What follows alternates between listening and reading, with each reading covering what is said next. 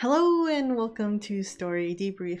I'm Exotic Gal and I've just realized I didn't do that intro and my usual outro in my reaction video. Like everything left my brain that video. Like honestly, I was just too excited for my own good to remember any formality that I needed to address, if that made any sense. Yeah, so there's that. But yes, hello and welcome to Story Debrief. I'm Exotic Gal and I think I'm gonna be adding like a little pop-up. Like this is like this little pop-up on the screen that tells you what you need to know. Because there's a lot of new subscribers and I am overwhelmed by that, just by the thought of that. Like there's people subscribing right now. This channel had like what? I think this channel started off with 8 subscribers when I first posted, right? I gained like 8 subscribers-ish, maybe less. And then I like continued posting and there was just like a little bit more subscribers, right? Nothing drastic. But then all of a sudden, as I was posting more about Warrior Nun, lots of people wanted to join in for the ride. So here we are. I think we have like I think my channel has like 46 subscribers now in less than a month, I want to say, which is crazy to think about. Like what the hell is happening? I have no idea what I'm doing. You see, this proves that I have no idea what I'm doing because now I'm rambling again. Anyways, today I am going to be talking about Warrior Nun. I'm going to be giving you my review to season 2 episode 1, Galatians chapter 6 verse 4 through 5. Yes, someone in my comment section told me how to pronounce it and I knew that I was gonna get into this video and forget to search it up to know how to pronounce that title. And thankfully I didn't even have to Google it. I just saw the comment and I put it in my brain. I remembered. Let's go. I did it. So yeah, this isn't going to be a spoiler-free review, but I'm pretty sure most of you guys have already seen the series, but if you haven't, this isn't spoiler-free, and that's only because I am incapable about talking and reviewing a show without stating details, because like, I just really like the show. I just need you to know what scene I'm talking about. So yeah, there's that. It's not spoiler-free, so this is your spoiler warning. Do what you will with it. Alright, so other than that, let's dive in. Alright, the title of this episode is actually referring to a passage in the Bible, or verses in the Bible. Alright, so the verse that it is referring to is, each one must examine his own work, and then he will have reason to boast with regard to himself alone, and not with regard to someone else. For each will bear his own load. Now, this is just my interpretation. I am probably wrong, but honestly, the Bible, lots of people study the Bible. That's why there's a class called theology. And, well, there's a lot of things up for interpretation in the Bible, but this is my interpretation of what that verses means. So I think this means that one must look onto themselves or into themselves or examine themselves in order to know where they're at in life or their goals, and instead of relying on someone else's perspective, which could be a lie, and that includes your own perspective sometimes. And with doing that, you can feel good about where you are at. And lastly, everyone has their own work or job to do. And you do see that in this episode. Everyone's separated either physically or mentally at this point, each one dealing with what happened at the Vatican. You know what I'm trying to say here? But yes, that's my interpretation of the Bible verse and how it applies to the episode. So without further ado, let's talk a little bit about it. I'll try not to speculate a lot, but because I literally haven't watched the whole series, I'm of course gonna speculate just like a little because it's hard to resist. I mean, have you seen my trailers, my trailer breakdowns and whatnot? It's hard for me not to speculate. So without further ado, let's look into what Camila and Mother Superior were doing this episode. Camila appears to be adjusting to this new life and even shows her true feelings a little to the older nuns when she is showing them how to make a TikTok. As for Mother Superior, she seems to blame herself for everything that happened, much like Ava this episode. But Camila and Mother Superior also appear to be trying to comfort the other. I honestly can't think of a better duo for two different people dealing with a drastic transition in their life. I think they're like both sort of on the same page, because Camila has just started going on OCS missions. Like, she was a recent recruit. We know that in episode 1 of season 1. And Mother Superior has been still in sort of this transition because she hasn't let go of her past life.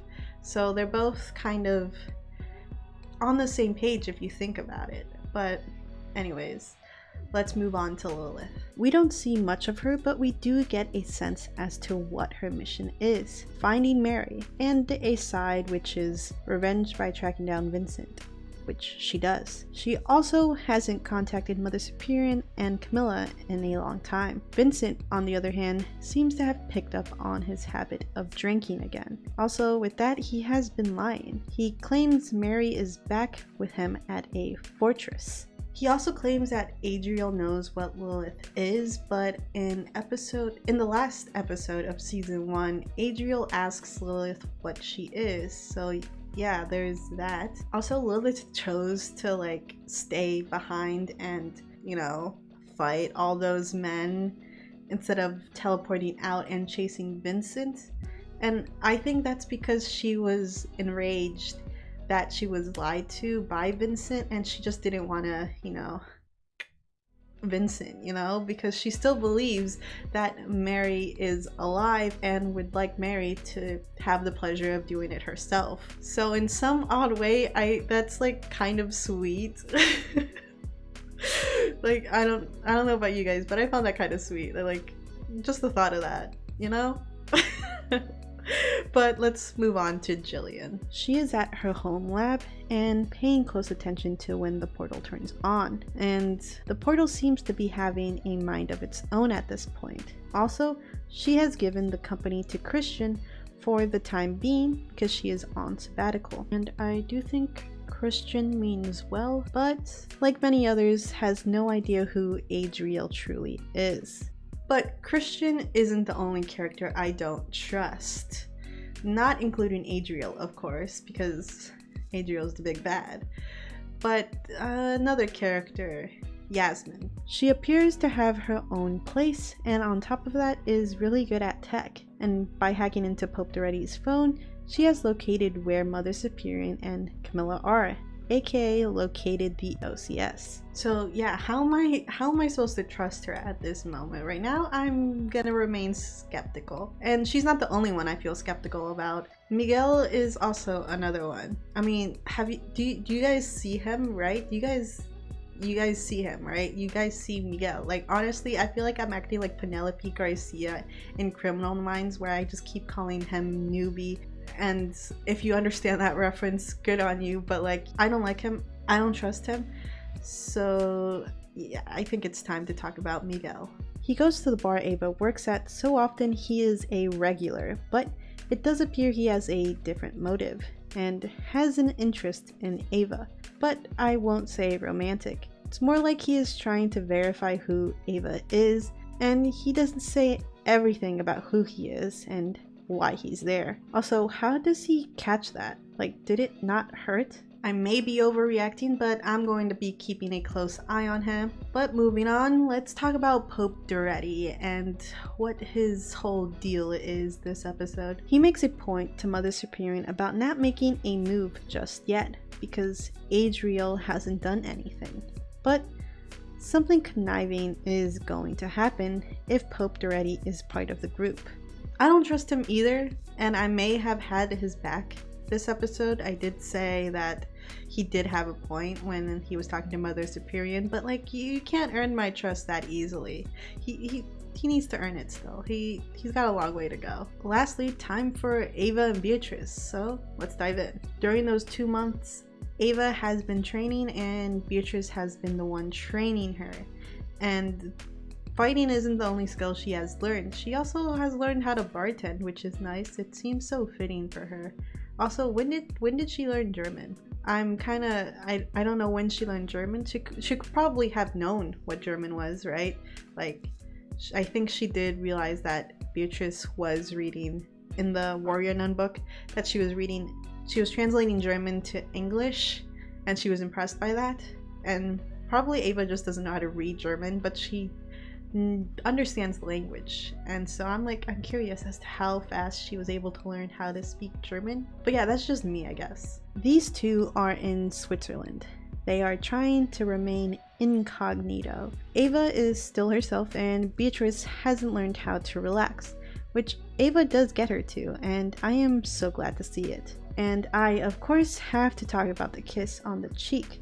Beatrice is literally stunned.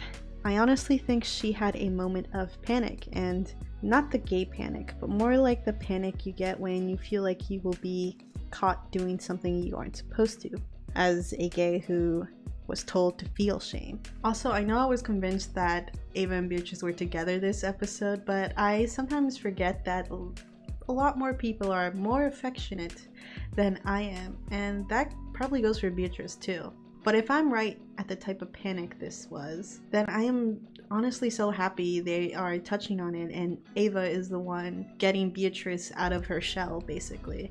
Because Ava has been with the OCS for only a few months, and she hasn't been religious, so this is a different support group that Beatrice has outside of the religion she has put her life in. And I do hope that she doesn't give up that faith that she has, but it's normal for her to question it. Anyways, their combat in the alley shows how much they trained and trust each other. They literally have non-verbal communication while fighting.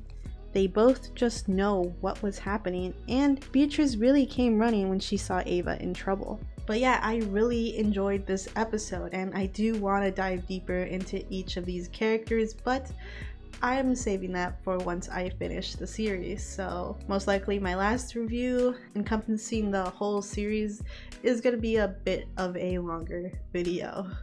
So be on the lookout for that if interested. This episode didn't feel rushed, which was nice, even if they were trying to establish everything that happened after a 2-month time skip. And I can't believe I was right about a time skip happening, and now I fear that this season is taking place within a few days. So yeah, there's that. That's a fear I have now. So that's nice. Aside from that, I am so glad the characters are back on the screen, and I like this show so much, and I really hope they get a season 3. I've literally only watched the first episode, and I'm already hoping for a season 3. I mean, like, who else isn't hoping for one, right? I hope no one's rooting against this series, but enough of that. No bad vibes here, only good vibes, alright? Good vibes. I do want to mention that this season feels like the characters are in their own arc, and they were in their own arc last season, but this feels different. I'm guessing because they are all literally separated from each other, and it feels different that way. So seeing each one's arc is completely different than when we saw their arcs last season. And some people leave a rating, right? They do like a 5-star rating or something along those lines, right? I don't do that. So instead, I made up my own rating. I don't know how good it would be. Like, I don't know if I did it right, you know? Yeah, since I made it up. I don't use numbers. I use words. So I have felt off, good, great, and rewatchable. And I'm pretty sure you guys know which one I am going to choose. And I might be biased, but I seriously think it's rewatchable. The only reason I think it's rewatchable is because if you do rewatch it, you're gonna notice tiny little details every now and then, and I like seeing those details even when I'm watching it, and when I'm rewatching it, there's just always something new you notice, and it's just great, which is why this episode is rewatchable. The amount of detail that the cast and crew has put into it, I appreciate it so much. But alright, that's it from me. that is my review. If you liked this video, even though I feel like it was a bit chaotic, then please leave a like and subscribe. Also, comment down below, just for episode 1, comment down below what you enjoyed about this episode. And yeah, that's it. You can follow all my different types of socials down in the description below. And I suggest you keep an eye on the community YouTube tab, because there is a poll running right now, and I suggest you go check it out, because that poll I'm gonna look at after I'm done with Warrior Nun, most likely. That's it for now. You have been briefed.